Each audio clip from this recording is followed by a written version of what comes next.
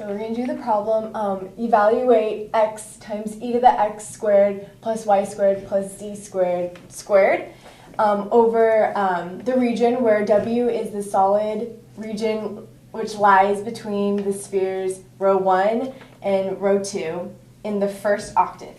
So here we're going to draw our picture. So we know that the radius of the sphere with rho equals 1 is going to be 1, and the radius here of this sphere is going to be 2. So here, let's draw some.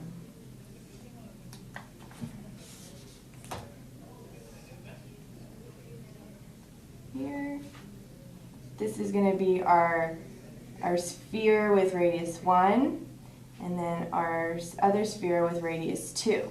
So we're looking at the solid region that lies between them. So here we're going to have a sphere with a hollow sphere.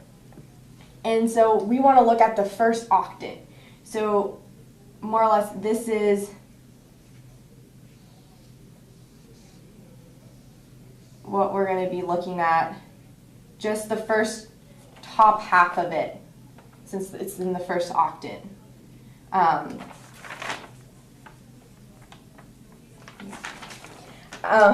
So our limits for our rho, our theta, and our phi.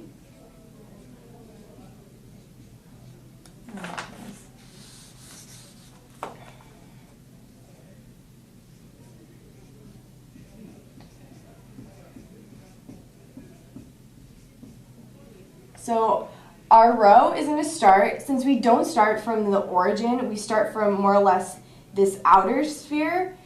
We're going to start from when rho is 1 to when rho is 2. So 1, 2. And our theta is going to be just from 0 to pi over 2, because we just want the sphere in the first octant. So 0 to pi over 2. And for our phi, since our phi tells us how much we're going down the angle, we just want half of what phi is. So phi usually goes from 0 to pi. We're going to go from 0 to pi over 2 to just get that first octant. Okay, so here are our limits that we're going to be integrating with. And our function here, we need to get this into spherical coordinates. So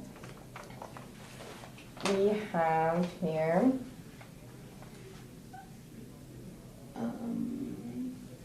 x is rho sine phi cosine theta, and e to the, and we know by there is a identity that says x squared plus y squared plus z squared equals rho squared. So we're going to just plug in rho in there, and that, oh, whoops.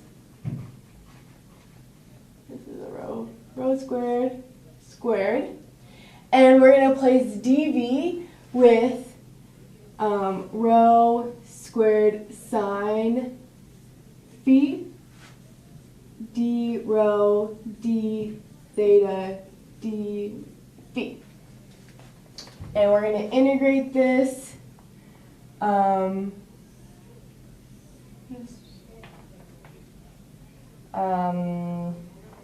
0 pi over 2 for our phi, 0 to pi over 2 for our theta, and for 1 to 2 for our rho. So here we're going to do our, well, let's simplify what we have for our function. So here we're going to get rho cubed, and we're going to get a sine squared phi cosine theta e to the rho fourth, or rho to the power 4. D rho d theta d phi. And then our integrals.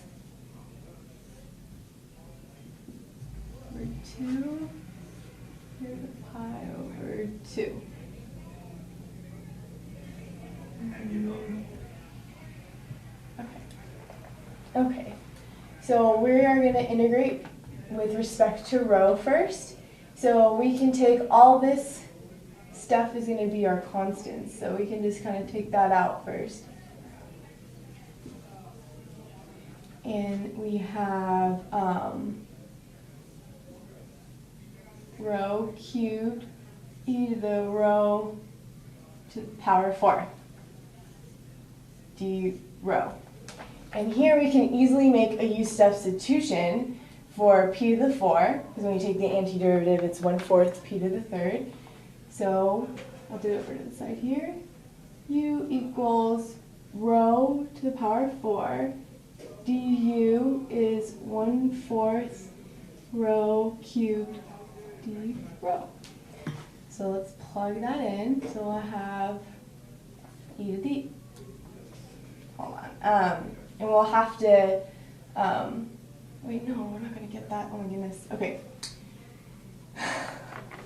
I'm totally screwing up. Okay, so the derivative of rho to the power 4 is not 1/4. It's 4 times rho to the 3rd. And so since we need a rho, 4 times rho to the 3rd in there, we're going to put a 1/4 on the outside of the integral. We're still going to have all this stuff. And we'll have just e to the u du. We can easily integrate that. That's a 2. And we just have e to the,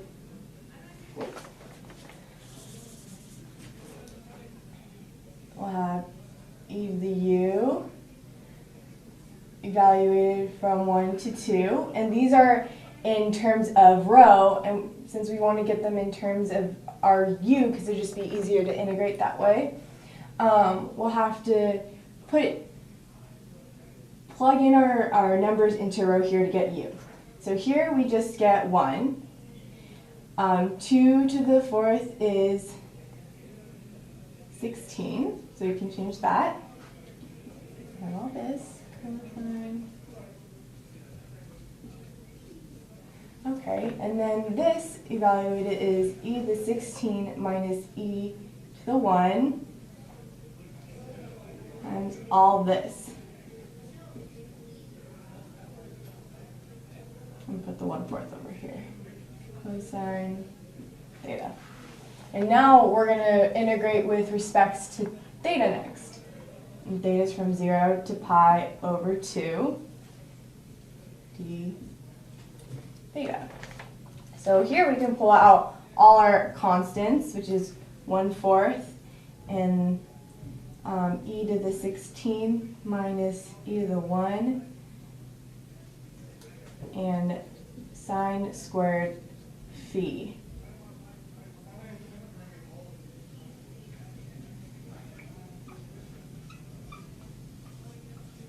And here the antiderivative is sine theta, evaluated from 0 to pi over 2. Bring all this down with it. And here we'll have sine of pi over 2 minus sine of 0. And this goes to 0. And this here is 1.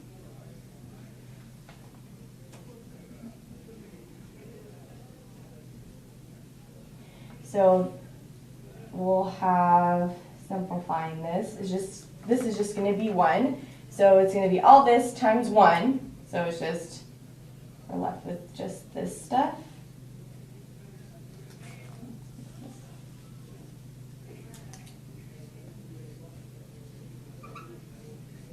Okay, and now lastly we're going to integrate this stuff, and I'm going to move over here so I have some room.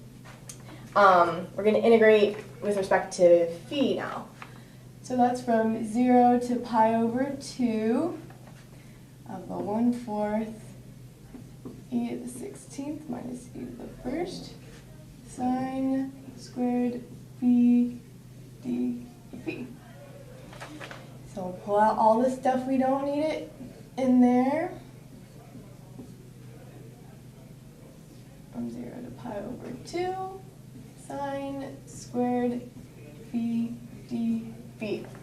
And the integral here, sine squared phi, gives us the antiderivative of 1/2 phi minus 1/4 sine of 2 phi. All this evaluated from 0 to pi over 2. Multiply by all this. So here we'll get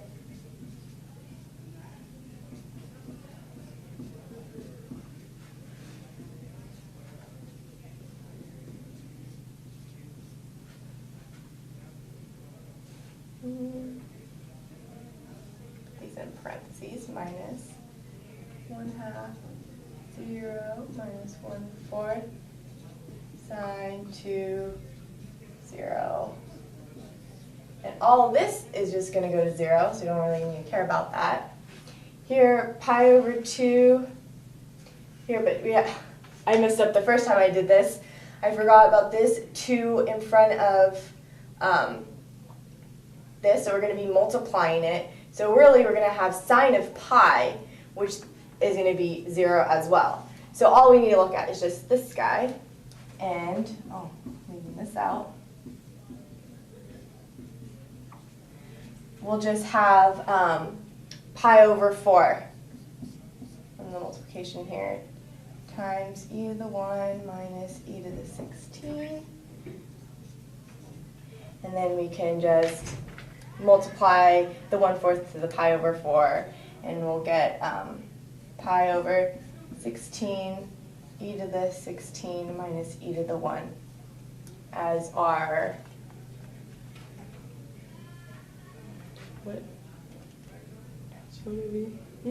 as our answer.